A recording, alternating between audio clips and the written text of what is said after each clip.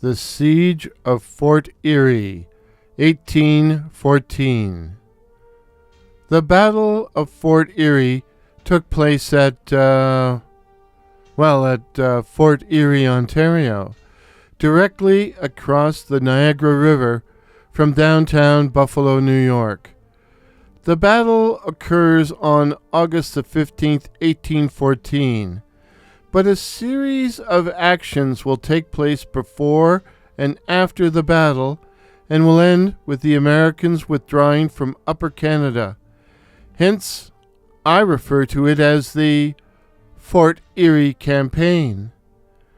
The campaign begins August the 2nd/3rd with the Battle of Black Rock.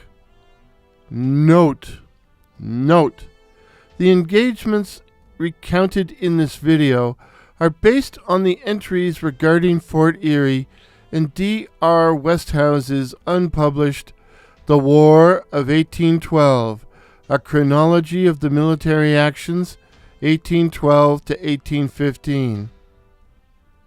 At midnight, August the 2nd, 600 British troops crossed the Niagara River to the New York side in an attempt to force the Americans to leave the security of Fort Erie and fight, or, failing that, to at least destroy the Yankee batteries at Black Rock. Alas, the British find themselves stymied by U.S. riflemen firing from strong defensive positions at Skagwada Creek. British Commander Lieutenant General Gordon Drummond sends reinforcements, but to no avail, and in the end, the Redcoats withdraw, having suffered 12 killed, 21 wounded, with 6 missing in action. American casualties are 2 dead, 8 injured. The Americans, under General Elijah Ripley, who had assumed command after Generals Brown and Scott were both wounded at Lundy's Lane, had withdrawn to the safety of Fort Erie, but Drummond followed, determined to drive the Yankees back across the Niagara River. In the meantime, Ripley was replaced on August the 5th by General Edmund P. Gaines from Sackett's Harbor. As the British had begun to emplace siege batteries to shell the fort, Gaines sent American riflemen on both August the 6th and 10th to reconnoiter the artillery positions and draw the Redcoats into battle. But while the riflemen inflict a number of British casualties, they failed to provoke them, and on August the 12th, an attack by the riflemen on a British work party results in the combat death of their commander, Major Ludwig Morgan, Ludwig being spelled Lodowik, but I'm assuming it's pronounced Ludwig. Let me know in the comments if I'm wrong. On August the 13th, the British artillery opened up and continued firing until just before the assault began, August the 15th. They were answered by American batteries from the fort and from Black Rock, while Porcupine, a small Yankee schooner, raked the British positions with grape shot. On the 14th, a British hit on a small powder magazine makes a big noise, but does little to damage the American position. Note, 2 other U.S. ships at Fort Erie, the Somers and Ohio, were taken out of the grape shot equation by a daring British raid which captured them on August 12th. The British will sail both ships to Chippewa to guard their camp. The attack on Fort Erie begins just after 2 a.m. on the 15th. British Commander Lieutenant General Gordon Drummond had 2,100 troops and had come up with a complicated plan involving a simultaneous assault on the fort by 3 separate columns. 1,300 men under Lieutenant Colonel Victor Fisher were to take the Snake Hill Battery on the American left. The men had removed the flints from their muskets to prevent noise and would rely on surprise and the bayonet to take the enemy position. Alas, it's really hard for 1,300 men to sneak up on you, and they soon lost the element of surprise. In addition, the Redcoats encountered a series of obstacles that forced them to wade in the nearby water in an attempt to flank the American position. But General Ripley, who had anticipated such a move, had placed underwater obstacles to check their advance. Even worse, the ladders they had brought to scale the walls of the fort were found to be too short, and with no musket flints, the Redcoats couldn't even shoot back. Fisher's men charged 5 times, to no avail, and some 150 are captured. On the American right, the 550 men under a colonel with the awesome name of Hercules Scott. Hercules Scott assault the Douglas Battery only to encounter intense fire from the defenders. The brave men mount 2 attacks, but after the death of Hercules are forced to retreat.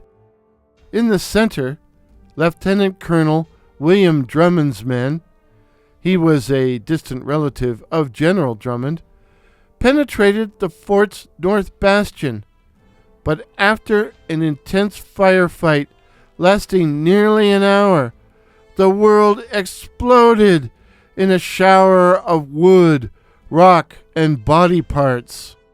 A large powder magazine below the bastion had ignited, and that was that.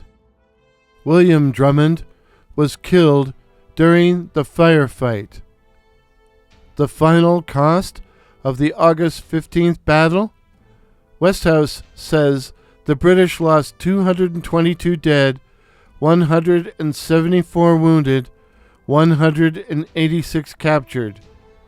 The Americans, 17 killed, 56 injured, 11 MIA. Things didn't stop there, of course. In the wee small hours of September the 17th, American commander Jacob Brown launched a 2-pronged attack from the fort to neutralize the British siege artillery. In poor weather with heavy rain, the U.S. forces achieved surprise, destroying the enemy batteries and blockhouses, only to be attacked by British reinforcements, the fighting becoming confused in the darkness, rain, and smoke. Pursued by the British, the Americans returned to the fort, having achieved their objectives. The cost? The Americans lose 79 dead, 216 wounded, 216 captured, while the British, 115 dead, 148 wounded, with about 400 men taken prisoner. Plus, the Redcoats lose all their cannon. So on September the 21st, Drummond lifts the siege and his men return to base at Chippewa.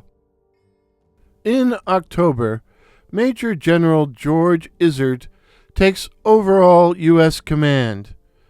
Izard wants to dislodge Drummond from his base at Chippewa, but couldn't.